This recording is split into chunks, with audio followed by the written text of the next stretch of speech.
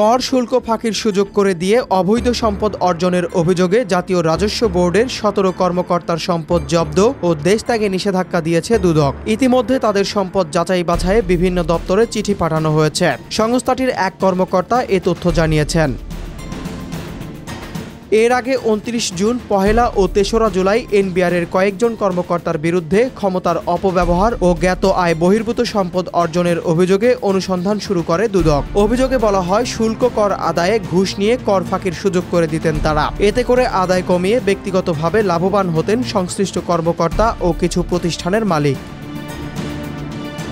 তখন দুদকের মহাপরিচালক জানিয়েছিলেন, অনুসন্ধানে দেখা গেছে অভিযুক্ত কর্মকর্তারা নিজেদের নামে বা অন্য কারো মাধ্যমে বৈধ আয়ের সঙ্গে অসামঞ্জস্যপূর্ণ সম্পদ অর্জন করেছেন। তাই দুর্নীতি দমন কমিশন আইন ২০০৪-এর ২৬-এর ১ ধারা ও বিধিমালা ২০০৭-এর ১৭ নং বিধি অনুযায়ী তাদের সম্পদ ও দায় দেনার হিসাব দাখিলের নির্দেশ দেওয়ার সিদ্ধান্ত নিয়েছে কমিশন।